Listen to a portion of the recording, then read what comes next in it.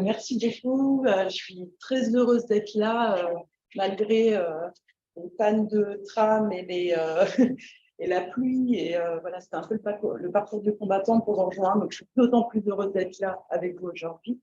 Et aussi, je vais en parler un petit peu.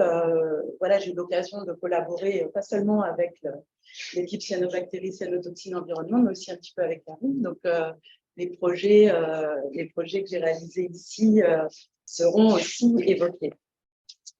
Donc, moi, initialement, j'ai été formée plutôt à la photographie, à l'image, plutôt documentaire. Comme Karine le disait, aux arts décoratifs, j'étais dans le département photo-vidéo. Et en fait, dès ce moment-là, ce qui m'intéresse, c'est d'étudier la relation de l'individu et de son environnement. Donc, dès le départ, en fait, par la photographie, cette question du milieu, des relations de co-construction de l'individu avec son milieu sont au centre de mon travail. Mais assez vite, je me suis rendu compte que la photo, la vidéo, finalement, avaient des limites, que je n'arrivais pas à traduire ce que je voulais dire du milieu, c'est-à-dire que c'est une relation dynamique, de co-construction. C'est une relation qui évolue dans le temps, c'est une relation de co-élaboration. Donc, il y a eu cette limite du médium photographique, médium vidéo, à rendre compte de ces différents états qui m'intéressaient. Donc, j'ai mis au point, tu l'as évoqué rapidement, des œuvres qui sont basées sur des processus, que j'ai appelé des œuvres processus. Donc, ça, c'est vraiment tout le travail que j'ai réalisé pendant ma thèse. Et donc, des œuvres vivantes qui vont être amenées à changer pendant le temps de l'exposition. Alors, il y a aussi un point important dans mon travail, c'est la signification et les sensibilités qui sont liées à ces processus. Je ne les choisis pas par hasard, ce n'est pas juste pour que les choses bougent dans mes installations. Et c'est des processus qui sont à la fois biologiques, mais aussi techniques. Donc, les gestes techniques m'intéressent et ma grande question, c'est comment ils s'articulent avec ces processus biologiques. Donc, mes œuvres sont généralement des systèmes hybrides où finalement ces processus biologiques et techniques sont mis en dialogue.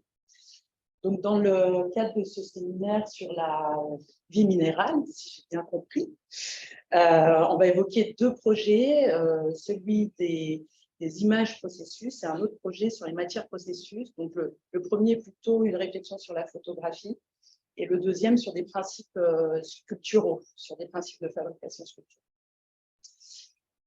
Alors, donc, l'algaégraphie, c'est un procédé biophotographique sur lequel j'ai commencé à travailler en 2010, donc avec l'équipe cyanobactéries, cyanotoxines et environnement, et notamment Claudie Prégnant, qui est mon fidèle collaborateur depuis plus de 10 ans, maintenant, bientôt 13 ans.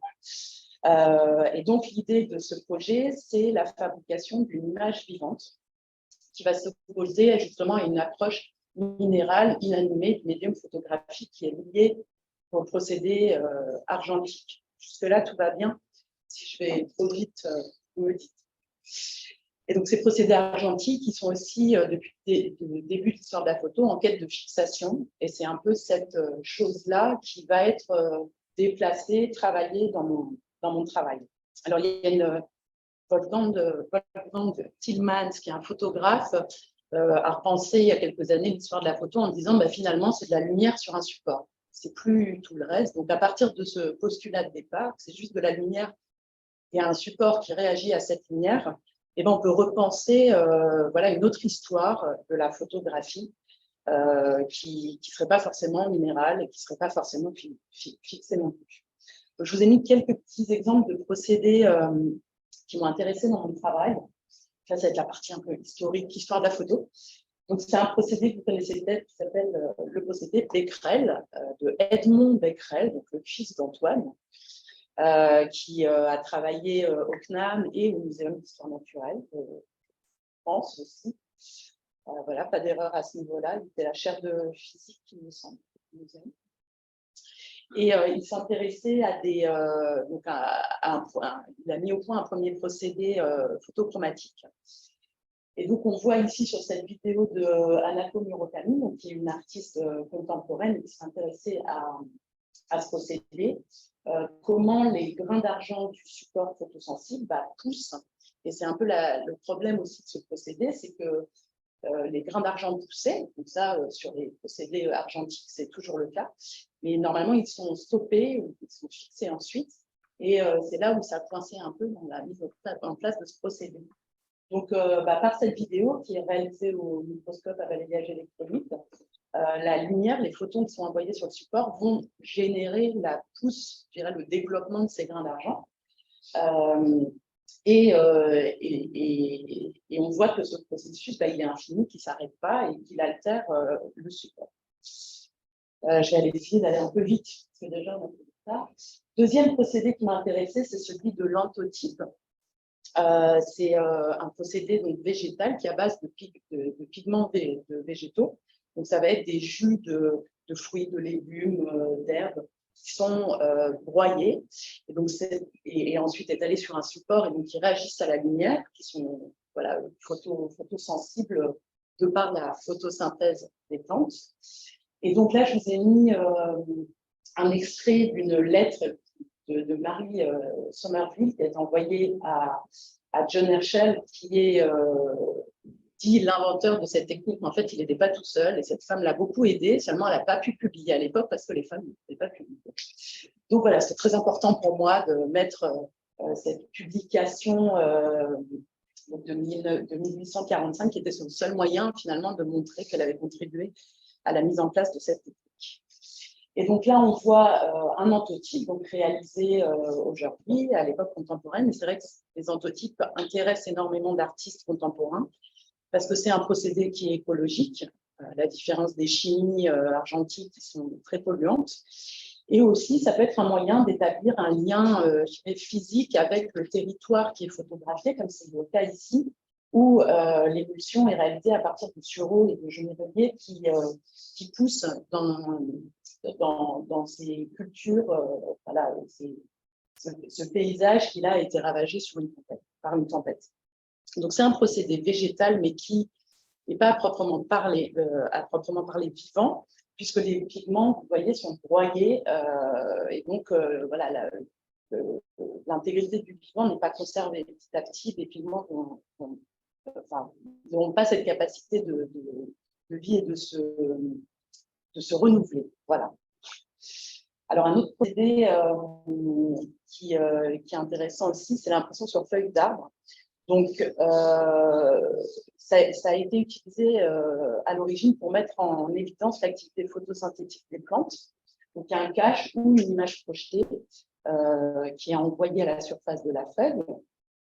Et la feuille est ensuite passée dans l'eau bouillante, puis l'alcool pour extraire les pigments.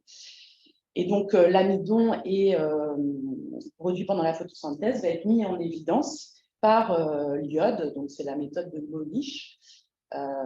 Donc, l'activité photosynthétique est bien imagée, mais là encore, on a un procédé qui n'est pas véritablement vivant puisque la feuille est dégradée. Alors, il y a d'autres artistes contemporains, Alfred Denarvé, qui, eux, se sont intéressés à un procédé qui pourrait être vraiment vivant. C'est une technique de tirage sur pelouse. En fait, ils ont découvert, ce qu'on voit sur le côté, c'est leur première pièce qui leur a donné l'idée de ce procédé. Ils travaillaient avec du gazon, ils remplissaient des églises, des bâtiments de gazon. Et puis une fois, ils ont mis un arbre et il y a eu une image qui s'est projetée de l'autre côté. Ils se sont dit, c'est formidable, il faut absolument qu'on exploite ça. Donc, ils travaillent avec des gros projecteurs. Ils envoient de la lumière sur leur gazon. Ça dure à peu près 3 semaines l'exposition. Et donc, les zones les plus vertes sont les endroits où le gazon a poussé. Et au contraire, les zones les plus jaunes, c'est là où le gazon ne s'est pas développé. Alors, c'est un couple d'artistes qui se veut écologique, mais qui travaille quand même voilà, avec une herbe génétiquement modifiée qui s'appelle la Stay Green, qui a été mis en place avec un labo, mis au point avec un labo britannique. Pour quelle raison? Pour rester verte plus longtemps. Donc, voilà, ils travaillent quand même avec l'évolution de leurs pièces, mais ça les ennuie un peu quand même. Donc, on voit dans ces procédés, les précédents, que le contraste de l'image résulte d'une opposition entre les zones qui se sont développées, des zones qui sont développées ou des zones où les pigments sont conservés, et puis des zones mortes qui sont non développées ou dégradées par la lumière. Alors, je retourne en arrière, c'est pas du tout. Donc, il y a une autre technique qui est assez intéressante, que vous connaissez peut-être, qui évite cette dualité, je dirais, vivant-non vivant, en tirant parti de la mobilité des micro-organismes. Donc, c'est l'expérience d'Egelman. Donc, il a mis un filament de cyanobactéries voilà, dans un milieu, il l'éclaire avec un spectre lumineux. Et les bactéries qui sont dans le milieu de cette cyanobactérie vont s'agglomérer autour des zones où il y a production d'oxygène, donc les lieux où, enfin, les espaces où ont lieu la photosynthèse. Alors voilà, je trouve que c'est une jolie idée de collaboration interspécifique pour rendre compte de cette activité photosynthétique, et c'est précisément celle que j'ai utilisée moi dans le procédé d'algaégraphie. Où les microalgues vont choisir leur lumière idéale, c'est-à-dire se réorganiser, délaisser les zones éclairées qui les intéressent, enfin, dont la lumière est moins intéressante, donc souvent c'est les zones qui sont sous-exposées, pour aller se mettre dans des espaces plus favorables. Donc ici, il n'y a pas d'intermédiaire, c'est vraiment l'algue qui se déplace en fonction de la lumière, directement. Et donc, quelques années plus tard, Claude, voilà, on avait mis en place ce procédé, m'annonce qu'il y a un photobiologiste qui s'appelle Donatada, qui avait déjà travaillé là-dessus. Voilà, c'est un moment dur, hein. Ça te souvient, hein, on a pleuré. Il avait donc déjà eu l'idée de travailler avec des organismes photosensibles et phototactiles, donc des cyanobactéries, pour former des images. Alors, donc, pour ce chercheur, l'idée, c'était vraiment d'observer et de comprendre le phénomène de la photomobilité. Et puis, un peu plus tard encore, en 2017, il y a eu un livre de Marc Lénaud sur la photographie expérimentale qui s'appelle « Jouer contre les appareils ». Je vous recommande, qui est super. Il découvre plein de collaborations avec des scientifiques, plein de cuisine très intéressantes. Et il parlait d'un artiste qui s'appelle Edgar Issel, et qui a repris quasiment à l'identique le procédé de Hader. Donc, voilà, je ne sais pas s'ils se sont rencontrés, mais il est probable, étant allemands tous les deux, qu'à une époque, ils se soient croisés. Donc, tout ça pour vous dire que finalement, oui, il y a la prouesse, je dirais, technique d'obtenir une image vivante, mais pour moi, c'était un peu... enfin, c'était pas suffisant, en fait. Ce qui m'intéressait en regardant cette image, c'était... de voir une image vivante, mais aussi qu'elle transforme mon rapport aux images parce qu'elle était dotée de comportements. Elle avait une vitalité intrinsèque. Enfin, c'est toutes ces questions-là qui m'intéressaient. Je me suis dit, comment on peut échapper à ça? Donc, pendant ma thèse, j'ai travaillé à cette question en m'orientant plutôt sur l'agentivité de cette image. Donc là, je vous ai mis des petites photos des manifs qu'on réalise avec Claude au muséum à côté. Donc, ça a été une immersion dans ce laboratoire. Claude m'a beaucoup appris sur les microalgues, sur les manipes de base aussi, de microbiologie. Alors, je manipe toujours très mal, hein, parce que je tremble et tout ça, mais bon, j'arrive quand même à faire 2-3 trucs. Ça a été aussi tout un travail de développer des outils qui étaient adaptés à mon sujet d'étude. Et ensuite d'adapter ces expérimentations de laboratoire, qui sont souvent sur des temps assez courts, dans le cadre d'une exposition. Alors, le principe, c'est que moi, je laisse des microalgues libres de leur mouvement et je vais m'intéresser, dans les projets qui vont suivre, au phénomène de phototactisme qui est réversible. Donc, je vais juste... désolée, j'ai lancé la vidéo, elle ne tourne pas. Alors, le processus d'apparition des images, c'est ça qui va m'intéresser, c'est ça que j'ai essayé de capter, d'enregistrer, parce que pour moi, c'est un moyen de revenir aussi à l'origine de notre vision et de rejouer ce qu'est l'expérience perceptive. Il se trouve que les algues avec lesquelles j'ai travaillé, je les ai retrouvées dans un livre de Gilbert Simondon, qui est une grande inspiration pour moi. En fait, dans 2 livres de Gilbert Simondon. Le premier, c'est Imagination et invention, et le deuxième, c'est Les cours sur la perception. Et en fait, il compare les mouvements des micro-organismes dans la phase, ce qu'il appelle d'anticipation d'apparition des images. Donc, lui, il parle des images psychiques, mais il fait une corrélation avec des images qui pourraient se fabriquer dans le monde physique. Et donc, les mouvements de scan, enfin, ce que j'appelle les mouvements de scan, moi, je me permets donc, qui sont ces espèces de volutes, seraient voilà, ce moment un peu d'anticipation où les algues les microalgues vont scanner en permanence la lumière environnante. Et c'est leur mode de sensibilité, je dirais, initiale au monde, qui m'intéresse voilà, énormément.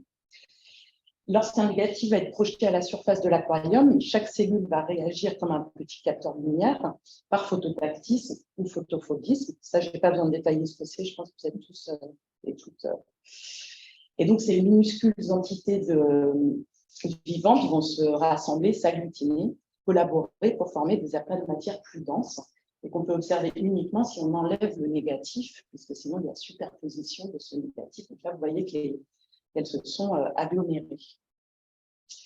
Cette formation est évidemment temporaire, puisque dès qu'on a une différence de lumière, les cellules vont se dissoudre à nouveau, reprendre leur indépendance, et l'image va de fait disparaître. Donc ces dynamiques du vivant, finalement, qui sont complètement en opposition aux quêtes humaines de permanence, de fixité, de traces mémorielles, voilà, m'émerveille et j'ai voulu travailler avec ça. Et c'est peut-être par cette manière un peu particulière d'être au monde que d'autres philosophies perceptives deviennent possibles. Et donc, c'est voilà, tous les travaux que j'ai fait travaillent cette question-là. Donc, j'ai dû mettre au point avec Benoît Vergin un petit outil. Benoît Vergin, qui est un autre artiste, qui s'appelle Exposé Flashé et qui me permet de résoudre ce problème de négatif dont j'ai besoin pour former l'image et d'observation possible uniquement si j'ai un flash de lumière uniforme. Donc, c'est un petit programme assez simple. Hein. En gros, le négatif est projeté et toutes les 5 secondes, il envoie un flash de lumière. Un appareil photo est synchronisé, prend une photo avant que le négatif soit à nouveau reprojeté sur l'aquarium, etc., etc. Donc ça me permet de compiler des images en temps réel, de compiler ces images sous la forme d'un petit film d'animation qui va rendre compte en fait des mouvements qui se passent à l'intérieur de l'aquarium. Donc ce programme, je l'ai complexifié au fur et à mesure des années. Et donc, j'ai pu à la fin avoir la possibilité de scénariser ces apparitions d'images. Donc là, c'est la première tentative. On voit qu'il y a 5 négatifs différents qui sont successivement qui exposent successivement les algues. Et donc, il va y avoir un phénomène de réadaptation au nouveau négatif. Donc, ce qui m'intéressait aussi dans là, je vous ai mis juste un schéma de cette installation parce que je ne la trouve pas très réussie. Je trouve qu'elle est mieux en schéma. En tout cas, elle met en place un premier système qui m'intéresse, c'est la coexistence donc de l'aquarium où se forme en temps réel cette image vivante et un écran sur lequel on a la vision accélérée. Et ça m'intéressait cette confrontation de 2 temporalités, parce que dans l'aquarium, on a l'impression qu'il ne se passe rien et qu'on est dans un monde complètement inanimé. En fait, c'est à la limite de la perception. On voit qu'il y a un truc louche, mais on n'arrive pas tout à fait à cerner quoi. Et évidemment, la vidéo qui accélère le mouvement nous permet de nous rendre compte qu'il y a vraiment des phénomènes de mobilité et qu'il y a vraiment une vie interne à l'image. Et donc, dans un très beau texte de chercheurs avec lesquels j'ai travaillé, qui ont écrit un ouvrage qui s'appelle Puissance du végétal.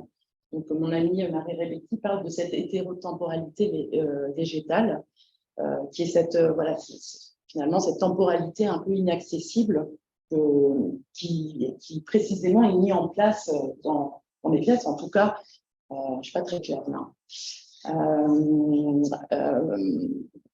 En tout cas, l'accélération.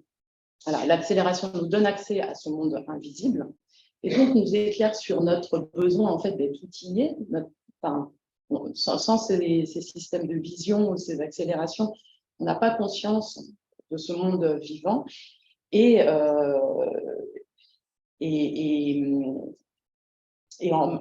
voilà. Bon, je vais m'arrêter là parce que je m'embrouille complètement. Si vous voulez en savoir plus, j'ai écrit un texte sur ces questions-là pour le jeu de paume. sur le magazine du jeu de paume, qui s'appelle Palme. Là, je l'ai écrit, j'ai pris le temps de l'écrire et du coup, c'est super bien raconté. Voilà. Mais de toute façon, c'est question je dirais de temporalité, de rencontre temporelle et de coexistence de deux temporalités qui mettent en évidence voilà, un écart qui m'intéresse. On va les retrouver dans différents projets. Donc là, c'est le résultat de ces 5 expositions, alors que j'ai rassemblé sous la forme d'un triptyque, pour une raison très simple. C'est que mon écran, je m'étais amusée à faire un écran de 80 cm et de 10 cm.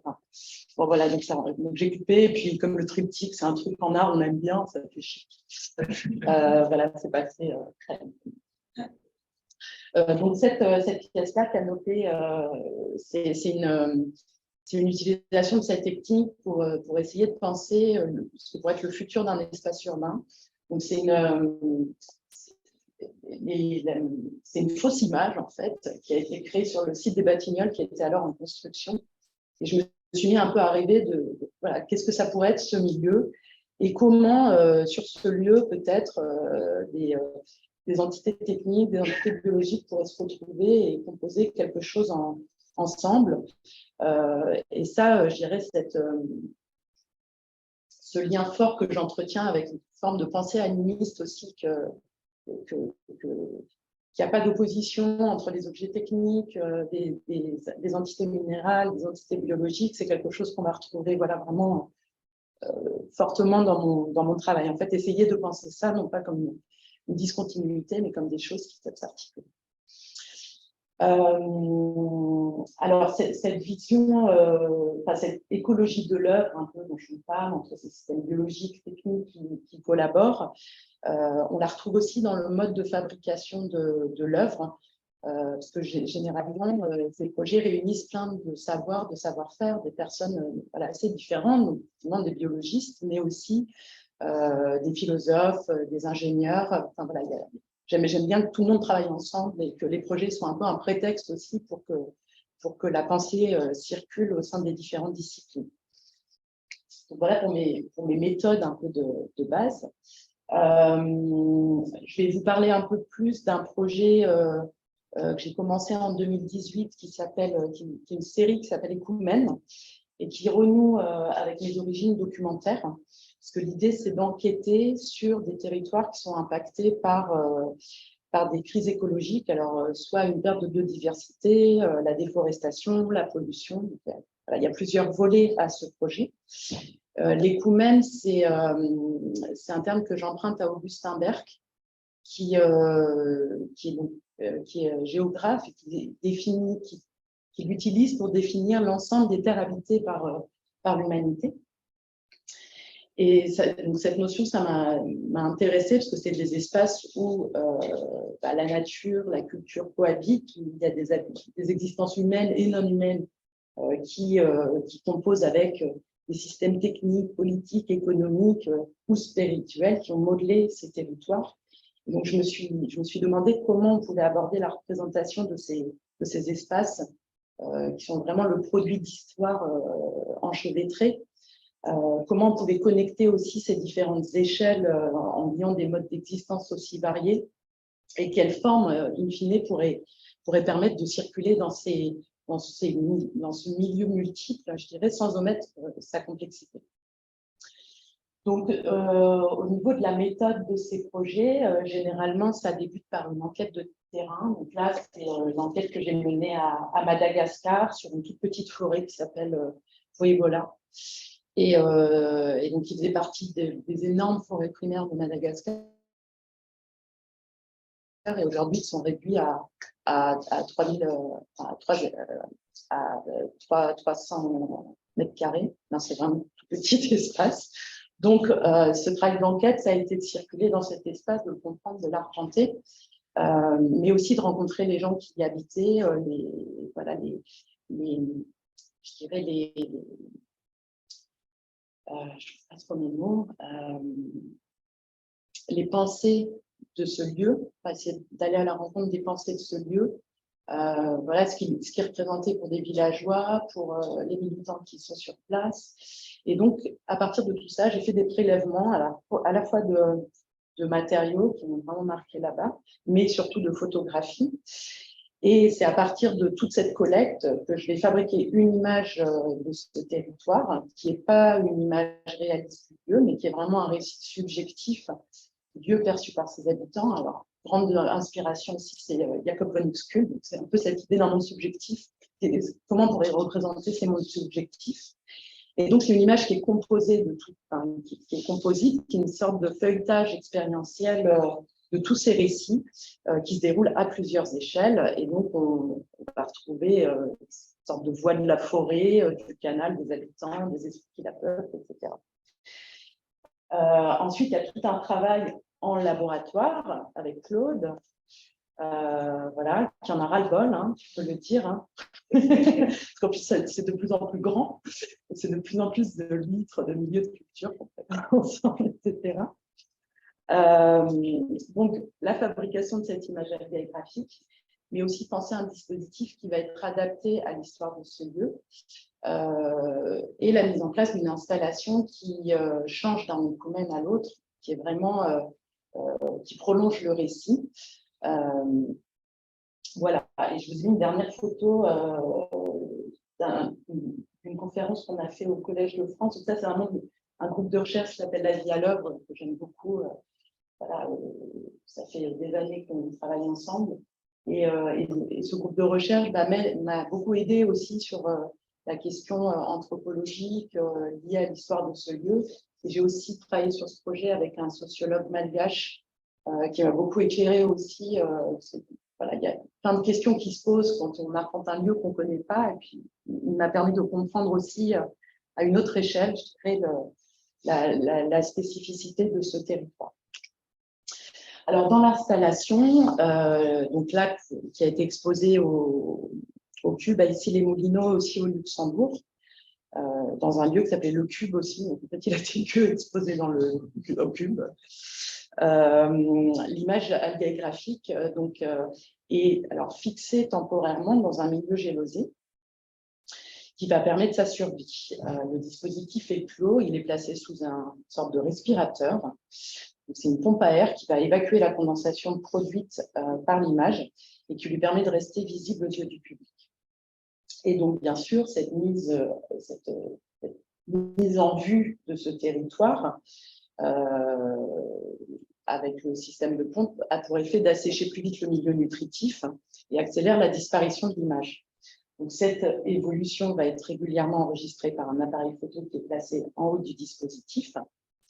Et donc, les images qui sont compilées selon le système, alors là, il n'enregistre pas directement le mouvement des algues dans ce projet-là, mais c'est le même système flash exposé que je vous ai montré tout à l'heure, va restituer sous la forme d'un film donc pendant l'exposition, donc un film qui s'augmente, qui va terminer par faire 18 minutes,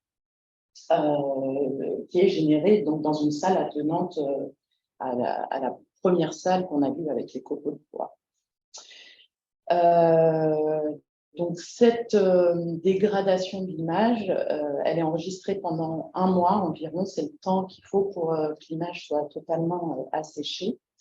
Et donc, bien sûr, l'idée dans cet assèchement, c'est de donner à voir, à percevoir, à ressentir la disparition inéluctable de ce paysage, qui est vraiment la proie des braconniers actuellement. Et c'est une espèce de guerre interne entre les militants qui défendent la forêt et les braconniers qui viennent le soir, qui planquent sous l'eau des bouts de bois. Enfin, bon, c'est la guerre, quoi. La guerre pour ces arbres.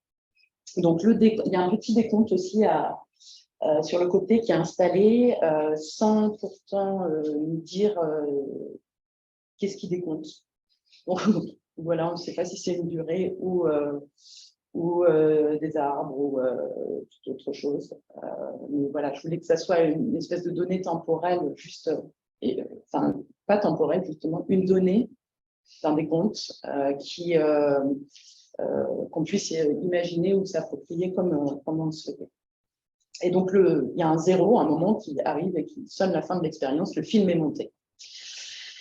Donc, les copeaux de bois, vous avez vu dans l'autre salle, diffusent une bande-son qui a été réalisée par le compositeur Terence Meunier, avec qui je collabore dans ses projets récents.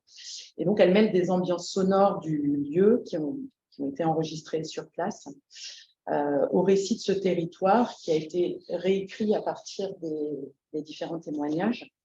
Et donc, chaque élément de l'image, chaque détail va être d'une certaine manière activé tour à tour. Le paysage, les éléments naturels, les personnages, les constructions, qui deviennent voilà, acteurs du récit ou du décor de l'action tour à tour. Donc, je vais vous faire écouter un petit extrait. Est-ce que j'ai le droit de déborder, sachant que j'ai déjà débordé? Oui, je ne suis pas le dedans. Sinon, c'est un court extrait, mais c'est juste pour vous. Il y a des objectifs. Ah, j'ai l'impression, par contre, que le son sort de mon ordi. Non? Si. Bon. Il surveille nuit et jour le pillage illicite. Chaque espèce et détour lui est connu. Il arpente à pas de velours les mousses, dégage délicatement les lianes, se fraye un chemin, sans brusquer les rares formes de vie encore cachées sous les feuilles ou confondues en écorce.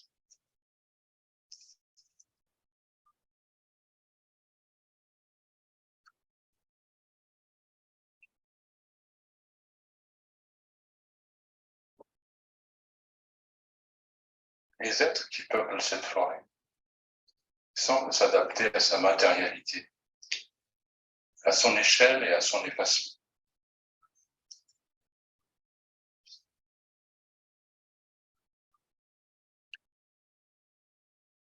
Les minuscules grenouilles, orchidées, caméléons se dissipent au balayage du regard. Volatiles, comme les fantômes aquatiques qui peuplent ce lieu.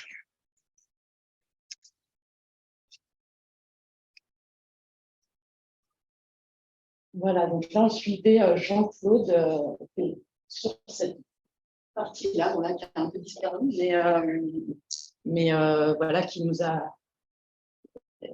Qui est quelqu'un de très silencieux, donc ça ne s'est pas passé dans la parole, mais plus dans les expériences qu'on partageait, qui nous promenait dans la forêt, qui présentait les plantes. Enfin voilà, c'était une très belle expérience. C'est pour ça que j'ai choisi cet extrait. J'ai des beaux souvenirs. Donc, alors, oui, j'ai oublié de vous dire, du coup, les microalgues qui sont utilisées dans les algagraphies sont très communes. J'aime bien cette idée. Dans les écoumènes, elles sont perçues comme ce qui va. Voilà, elles sont transportées par les airs, elles sont sur tous les continents, mais c'est aussi une sorte de matériau universel qui permet de passer d'un endroit à un autre, d'aller au-delà des frontières et qui nous connecte potentiellement avec ces espaces lointains. Voilà. Donc, ce que vous voyez, ouais, elle dessine aussi dans les hasards de l'algagraphie d'autres récits. Forcément, il y a des petits décalages aussi avec le négatif de base, qui sont voilà, une sorte d'interprétation sensible et silencieuse aussi de ces territoires, et que j'ai mis en évidence dans les 6 tirages photographiques, qui sont vraiment des détails de l'algagraphie initiale, qui complètent l'installation dans cette deuxième phase de l'exposition, donc où le film est monté et où l'image s'est dégradée, et que vous voyez ici. Alors, un autre projet qui peut être considéré comme un écoumène, mais celui-là dans la série de ces projets, même si je ne l'ai jamais appelé comme ça. En tout cas, c'est un projet qui s'appelle Photosynthèse et qui pourrait être l'écoumène de Marseille. Et donc, j'ai créé en 2021 pour le Centre Pompidou, mais qui a été vu par personne, puisque j'ai monté la pièce et c'était fermé. Donc, mais récemment, il a été réexposé à Namur. Donc là, il a eu un public, c'est formidable. Et il y a le film aussi qui a été montré à Tokyo la semaine dernière. Donc voilà, il tourne, il continue. Marseille va devenir la ville mondaine. Donc, photosynthèse, c'est un projet qui est basé sur un inventaire qui a été réalisé entre 2016 et 2019 de tous les objets qui ont été récupérés dans le Vieux-Port. Et alors, on dit un inventaire à l'après-verbe, là, c'est exactement ça, mais il y a des trucs incroyables. Il y a des trucs incroyables.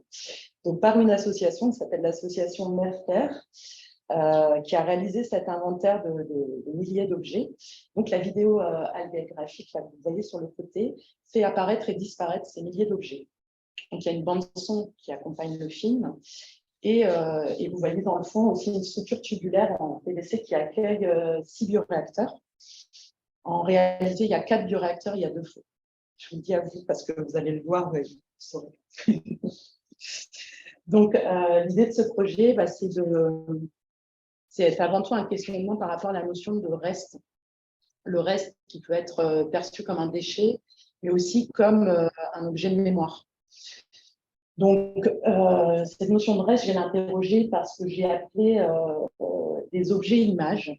Alors, je vais essayer d'expliquer un peu ça. Parce que les objets, comme les images, pour moi, nous parlent d'un paradoxe qui est celui de la visibilité et de l'invisibilité et qui revient dans pas mal de mes projets. Donc, c'est la nécessité, d'une part, la nécessité vitale de produire des traces matérielles qui sont incarnées dans les objets qu'on fabrique, mais aussi dans notre besoin de muséification. Hein. C'est vrai qu'on invente des salles où on va mettre les restes de l'histoire de l'humanité, qui sont des formes de ritualisation de ces traces mémorielles. Donc, au niveau de l'image, moi, je vais l'aborder par le prisme de la production de ces enregistrements mémoriels, donc les images. Et c'est d'autre part une angoisse qui est liée à cette condition matérielle qui nous pousse à invisibiliser ces traces. Donc, par la dissimulation des restes dans le Vieux-Port de Marseille, c'est super pratique, il y a un écran d'eau, on ne voit rien de l'autre côté.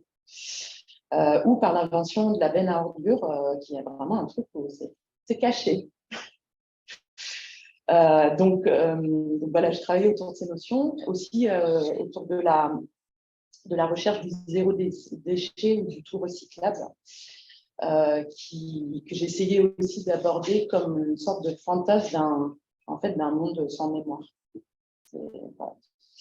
Et donc ça, au niveau de l'image, je vais l'envisager par le prisme de la surproduction des images qu'on délaisse dans le deep web. Et donc c'est vraiment ces images que je suis allée collecter pour fabriquer ce film. C'est vraiment des déchets numériques que je suis allée collecter sur le web.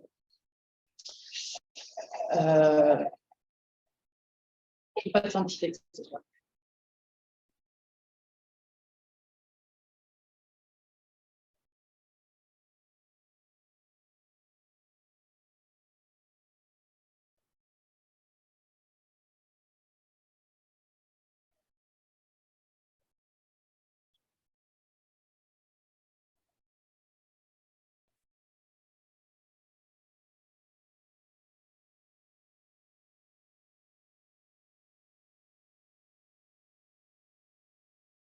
C'est impressionnant, cette disparition, comme si les algues digéraient le métal là. Puisque peut-être que dans des milliers d'années, il y aura des algues qui vont s'associer aux objets. Je sais pas, question.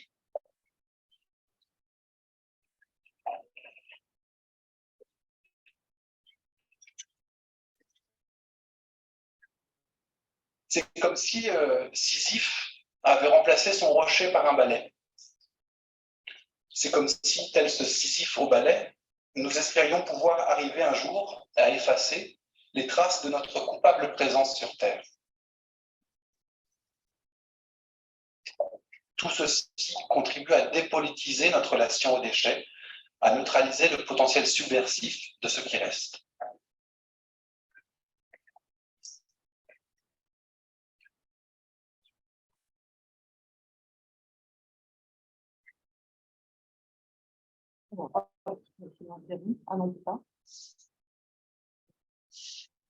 Donc, la bande-son est aussi réalisée par Terence Meunier et dans cette vidéo, j'ai mis en dialogue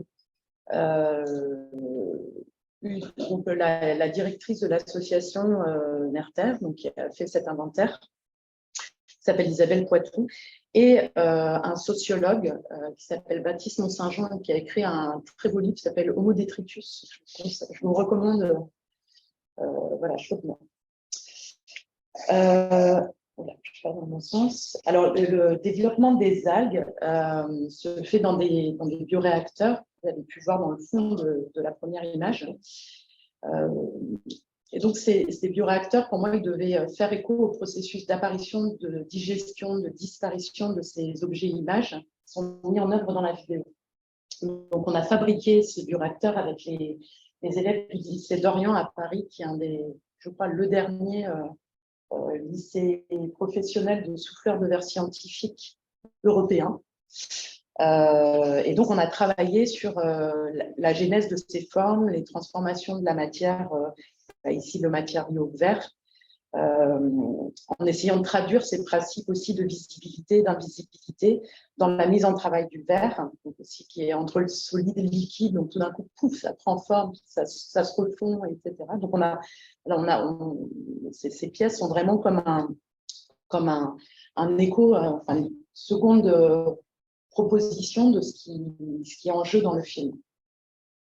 Donc l'aspect des contenants, de ces 4 contenants, vous voyez 4 en détail, va évoluer avec le développement des microalgues. On voit qu'il y a des zones qui vont s'obstruer, il y a des sédimentations qui vont apparaître dans les angles, il y a des biofilms qui vont se former à l'intérieur des bioréacteurs.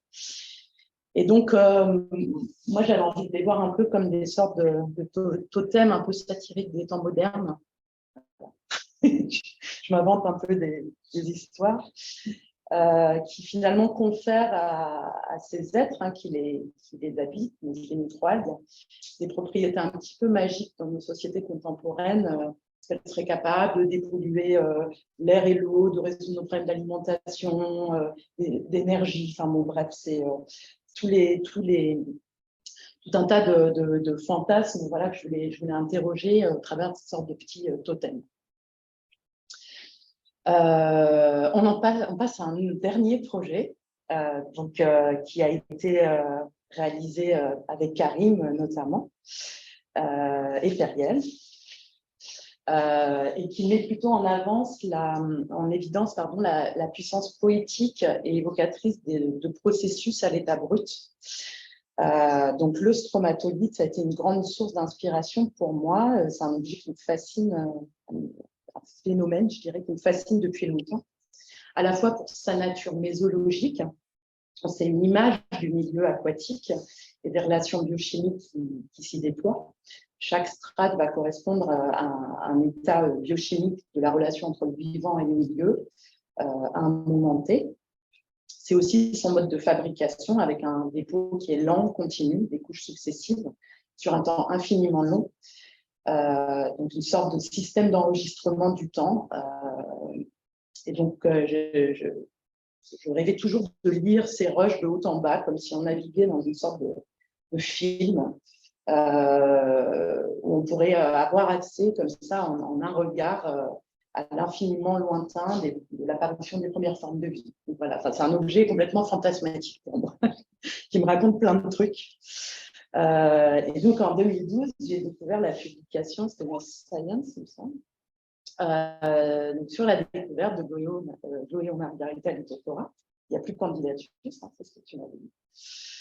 Et donc, il y a un troisième aspect, je dirais, plus mythologique qui s'est ouvert à moi, de cet organisme qui atteste d'un lien ténu entre effectivement le vivant, le non-vivant, l'organique et l'inorganique. L'idée aussi qu'il y a une potentielle pétrification de cet organisme qui actualiserait certains mythes anciens. Et surtout, l'idée qu'elle invisibiliserait toujours ces traces mémorielles, qui sont toujours mon histoire, que j'ai travaillé de différentes manières, parce qu'en produisant des inclusions de calcaire à l'intérieur de la cellule, en mourant, elle deviendrait pierre et il n'y aurait finalement plus de traces de son existence. Donc ça me fascine. Alors, j'ai mis en place j'ai abordé toutes ces idées au fil de tout petits projets et toutes petites actions. Et notamment dans ce projet qui s'appelle les évaporations, où j'ai cherché à révéler ces trois visions par une expérience très simple. En gros, je laisse évaporer une souche de Gloeow Margarita pour révéler sa structure calcaire. Le dispositif donc, qui est utilisé là à droite, que j'ai fabriqué, s'inspire de l'expérience de la goutte de poids, que vous connaissez ou je rappelle pour certains, certaines, bon, qui met en évidence, pour faire simple, la viscosité du bitume, donc le caractère liquide de quelque chose qui est perçu comme un élément solide. Et sur des échelles de temps qui sont infiniment longues, puisqu'il y a une goutte qui tombe tous les 8 ans. Et ce rapport à une temporalité comme ça qui serait complètement au-delà de nos perceptions, c'est aussi ce qui m'a fasciné dans ce projet des stromatolites. C'est que voilà, ça nous échappe, quelque chose qui nous échappe. Donc les premiers tests que j'ai réalisés étaient plutôt concluants. Là, j'ai scanné, je réalisais ces évaporations dans des petits verres de monde, donc j'ai scanné la structure cristalline qui semblait apparaître. Et ensuite, j'ai réalisé un test avec de l'acide chlorhydrique pour voir si c'était bien du calcaire qui s'était formé et est-ce qu'on avait bien une structure calcaire. Donc voilà, et il y a eu des puits d'évaporation réalisées, alors plus ou moins cristallines. Donc là, je vous montre les différents essais. Et comme j'essaie d'avoir une logique scientifique, j'ai réalisé une expérience témoin. Et donc, la dernière image que vous voyez, c'est l'expérience témoin. Alors, vous allez voir, il y a des dépôts, mais il n'y a pas de structure calcaire au milieu. Donc, c'est la preuve que Gloeow Margarita génère cette structure calcaire. Voilà. Donc, ce petit projet, en fait, je l'ai montré sous la forme d'un récit de recherche une première fois à la Galerie Arrondi en 2017.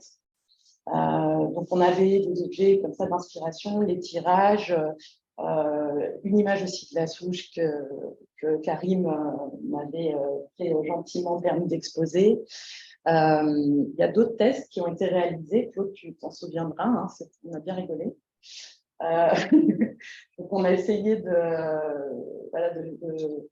créer cette structure calcaire à partir d'algues, donc de fabriquer des mini-stromatolites. Donc, c'était hyper long, quasiment inobservable. Enfin, on savait plus qu'on observait à un moment. Hein. Donc, voilà, parce que mon fantasme, c'était ça. Je m'étais dit que ça serait formidable. Enfin, je m'étais dit, en fait, ça se construit comme un système d'impression 3D, ces stromatolites. Et ça serait formidable d'avoir une impression 3D, mais qui suive les rythmes de fabrication du stromatolite. C'est-à-dire un geste hyper lent qui viendrait déposer 0,4 mm de matière par an. Et on observerait comme ça une œuvre dont on n'aurait même pas de toute notre vie. On ne pourrait pas tout à fait voir évoluer, même au fil de toute notre vie ou de 10 vies. Donc voilà, c'était l'idée de déplacer ce geste biologique, ce processus biologique du côté de la technique et de voir comment ça pouvait en modifier notre perception. Donc voilà, mais finalement, en fait, c'est un projet qui est resté, que j'ai dû pour faire passer ces idées, traduire uniquement par le dessin. Donc là, on a quelques dessins que j'ai réalisés sur verre de ces espèces de visions fantasmées du stromatolite qui ne seront jamais réalisables. C'est des sortes de fictions que j'ai appelées des utopies techniques autour des stromatolites. Et donc ici, on a une dernière mise en place de ce projet qui a été exposé à la galerie Jocelyn Wolff en 2019. Et c'est assez marrant parce que ces éléments nouveaux sont venus s'intégrer au récit et c'est vraiment une installation, je pense, comme ça, en fait, qui se construit, qui s'augmente au fil du temps, sur lequel viennent s'agglomérer différentes idées et que j'imagine toujours inachevées et donc qui reprennent d'une certaine manière les principes du stromatolite. Hein. J'ai réalisé ça hier soir, je l'ai même dit. Bon, voilà, je vais m'arrêter là.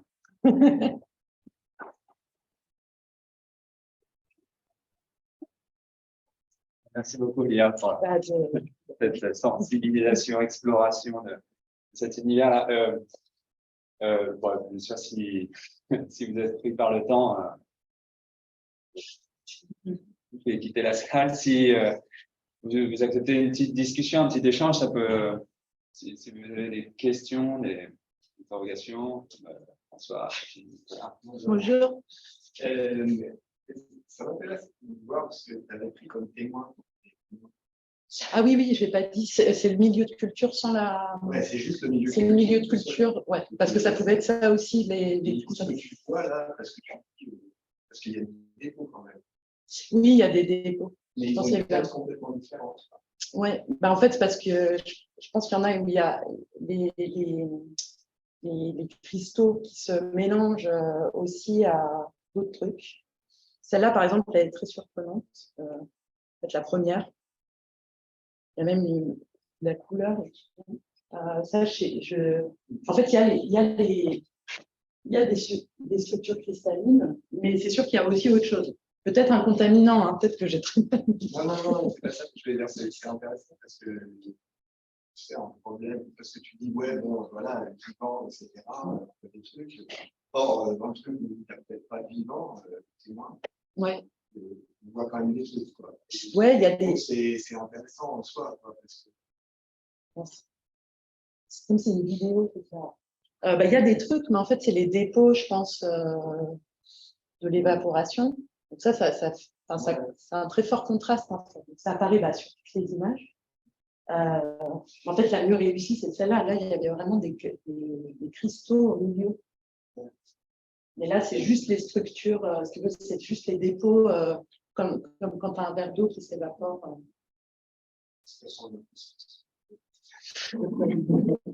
Bien.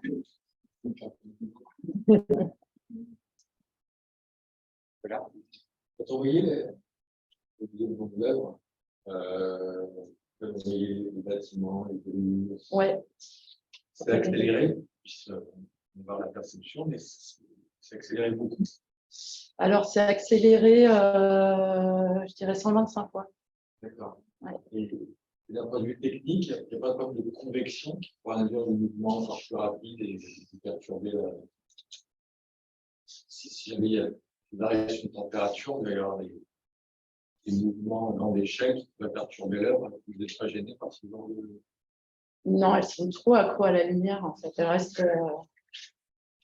En fait, le principe avec l'aquarium, c'est qu'elles se collent à la vitre. Parce que c'est très fin, en fait. Oui, c'est un aquarium plat qui fait peut-être 1 centimètre de large.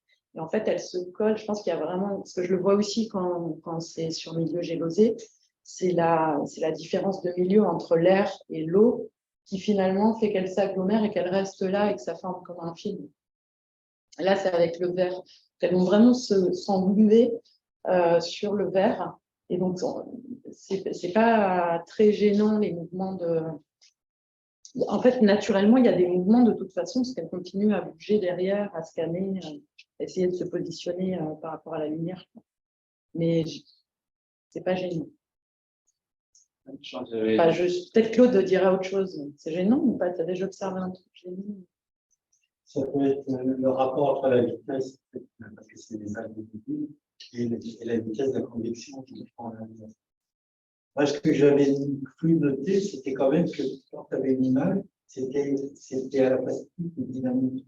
C'est-à-dire que les cellules, elles se remplacent. Il y a ça aussi, je pense que tu interviens. En fait, on le voit. Une position définitive, en fait. Un remplacement par d'autres cellules. C'est ça qui est. En fait, je pense que on le voit vraiment dans cette vidéo-là. Parce que ça, je pense qu'il y a effectivement des phénomènes de convection aussi. Enfin, c'est des mouvements browniens, en fait. Je ne sais pas si c'est le déplacement des algues ou d'autres phénomènes de chaleur. En fait, même quand elles finissent par s'agglomérer, il y a toujours en arrière-fond des algues continue de bouger. Je pense qu'on le voit mieux sur celle-là. Voilà. Et les photobiologistes, ils vont dire, complexifient de plus en plus en fait les comportements élémentaires. Tout à l'heure, tu parlais de phobie, mais tu vas avoir aussi une phobie quand il n'y a pas de lumière. Donc, elles vont éviter d'aller dans des zones où c'est vraiment il n'y a pas de lumière. Donc, en fait, c'est tout ces comportements en même temps, en fait, qui détruisent en fait, ce comportement de ces deux. Une question vraiment, c'était à peu près la même au démarrage. Donc, et la réponse, du coup, c'est que là, la fixation de l'image, enfin, la formation de l'objet ou la fixation de la lumière, ça serait de l'adhésion des micro-organismes en fait, sur une surface. Tu parlais de film. Et je pense l'adhésion entre les micro-organismes. Et entre eux. Parce qu'ils font des paquets. Ouais. Donc, c'est les fameux biofilms, en fait. Et du coup, tu les formes à l'endroit où, pour cette espèce-là, où il y a plus de lumière. Oui, mais ça pourrait être où il y a moins de lumière. Parce que justement, on disait que ce n'est pas lumière, c'est parce que je les place pas un peu en lumière, qu'elles vont vers les plus hautes lumières. Mais en fait, il y a un phénomène de plateau. S'il y a trop de lumière, au contraire, c'est un photophobisme. Tu peux avoir en même temps des cellules qui restent fixes, qui vont imiter un biofilm, et en même temps, tu vas avoir des cellules mobiles. Tu peux avoir plusieurs phénomènes. C'est jamais simple. Ce qui est passionnant, c'est que cette formation, cette vie des biofilms, là, c'est quelque chose d'énormément étudié, que ce soit par les médecins, bien sûr, avec tous les problèmes de colonisation des matériaux stériles, etc. Et ce qui est décrit aujourd'hui, c'est que tu as vraiment une vie, en fait. Tu as l'initiation, comment elle s'attache, qui est d'ailleurs, au départ, ça peut être purement physico-chimique, mais à un moment, il y a de l'induction de gènes qui leur permet de former les protéines qui vont permettre, et les polysaccharides qui vont les permettre de s'approcher ensemble. Et puis, à un moment, pour une raison ou une autre, certaines qui se mettent à se détacher, avec à nouveau des nouveaux gènes induits. La microalbuminia, au départ, c'est pas une plante chimique. Elle est mobile, mais il peut y avoir de stress. On peut les trouver sous forme de paquets de cellules mobiles. Et ça peut rejoindre ce que vous dites. D'accord. Et du coup, par contre, dans l'évolution après de l'œuvre, il y a en plus, alors ça peut être le fait que ça sèche et du coup, là, on voit une transformation de couleur, etc., qui est bien. Ça peut être ça, mais ça peut être plein de choses, en fait. Ouais. Il y a le prochain Ecumen que j'aimerais bien faire, c'est un qui se passe au Mexique. Mais c'est un peu compliqué à financer avec le Covid, cette histoire. Mais c'est vraiment sur la pollution de cette zone. Et j'aimerais bien voir l'influence de la pollution sur la fabrication des images. Est-ce que ça fait glitcher l'image d'une certaine manière d'avoir des polluants parce que cette algue, elle est utilisée par un labo là-bas justement pour ça, pour la métabolisation de métaux lourds. Et je veux travailler sur une zone, sur un territoire qui est une dead zone. En fait, il n'y a plus rien là-bas parce que justement, il y a des usines qui balancent depuis des décennies leur polluant dans la rivière, quoi. Donc ça peut être plein de choses différentes. Mais sur d'autres, j'ai pas montré culture, parce que ça date un peu maintenant et je me demande de la montrer. J'ai montré culture de recherche. Mais là, j'avais plutôt des problèmes de contamination et ça avait fait quelque chose de complètement différent avec les champignons. Ça avait vraiment créé un réseau à l'intérieur du paysage. C'est un paysage. Et voilà, il y a plein de modes je dirais, de narration possible à partir de ça. Je ne sais pas si j'ai trop répondu à ta question. Si. Je pense que sur un coq et de la question. C'est la façon dont ton besoin se exprimer. Je me questionnais sur les explications éventuelles que les accompagner. Est-ce qu'elles sont présentées comme une œuvre artistique ou souvent il y a assez peu d'explications et d'interprétations et de ces livres dans les personnes qui vont regarder, ou est-ce qu'elles sont accompagnées derrière avoir des explications assez précises, enfin, qui sont plus du domaine scientifique? Alors, je dirais les deux. Enfin, pour moi, c'est grande question, justement, parce que des fois, dans les centres d'art, ils n'expliquent pas. Et là, bien conscience que le travail, si on ne comprend pas, enfin, on peut aussi se dire, ah bah tiens, une vidéo verte. Bon, on passe un peu à côté du projet.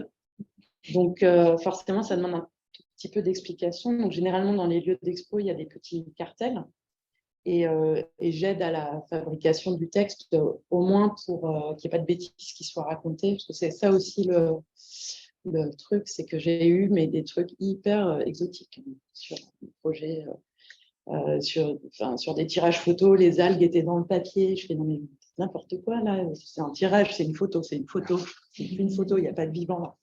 Donc il faut faire attention à ça et surtout quand on travaille avec des labos, moi je relis tous les textes, je passe un temps fou à relire tous les textes pour éviter autant que possible qu'il y ait des bêtises qui soient racontées.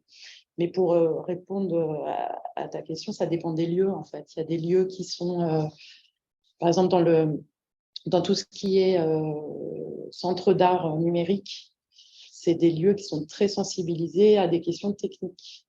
Et donc, généralement, ça intéresse en fait même d'amener des groupes d'élèves qui viennent visiter l'expo à s'interroger sur comment fabriquer les choses. Ils sont vraiment les mains dans le cambouis. Donc, là, généralement, ils expliquent tout, ils détaillent tout.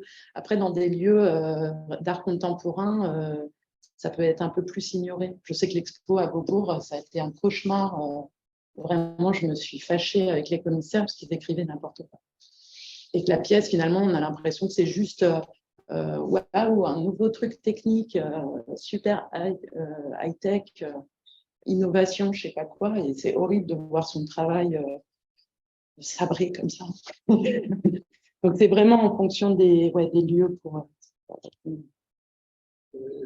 Je suis désolé, j'avais une expérience qui était, je vais pas juste partager, je pense que c'était en 2017 quand tu avais exposé dans une des galeries et je pense que c'était pas mal. Alors, ici, en fait, il y avait plusieurs. La deuxième, c'était une expo qui s'appelait Hot Dilute Soup. Peut-être, oui, il y avait quelqu'un qui avait de l'ADN là, non. Il s'amusait avec. Ah non, alors c'était à la Galerie Arrondie. Et du coup, j'étais venu voir un soir et c'était ça avait été assez incroyable parce qu'il y avait des gens qui venaient voir une exposition d'art et je pense qui je n'aurais jamais rencontré. Et en fait, qui posait du coup des questions de science, parce que tu m'avais présenté un produit. À chaque fois que Karim, il se retrouve à faire la visibilité. Non, mais du coup, c'était assez incroyable d'avoir, par ce média-là, ce contact avec des gens qui, à mon avis, je ne suis pas sûr que. Enfin, je pense qu'ils venaient voir, c'est sûr, l'exposition d'art. Et du coup, mais par contre, du coup, il y avait des tonnes de questions pour la science aussi. Et du coup, parce que j'avais trouvé intéressant, c'est là que j'avais réalisé en fait que peut-être que dans notre communication, dans notre diffusion du savoir scientifique, faire des expos. Je pense que c'est un média, à mon avis, qui permettrait de toucher plus de gens, et parce que là, ça marchait en fait. Il donnait l'impression de vouloir avoir une réponse. Non, mais c'est le cas. Il y avait un groupe autour de Karim. Non, mais je me souviens très bien. J'étais là, mais laissez-le boire des coups, on est un vernissage. Non, mais ça média, je pense que pour nous, moi en tout cas, je n'avais pas pris conscience jusque-là du fait que ça, c'était un moyen aussi de communiquer sur ce qu'on fait. Peut-être tu as pu avoir aussi des expériences comme ça, j'imagine. Voilà. Alors, en fait,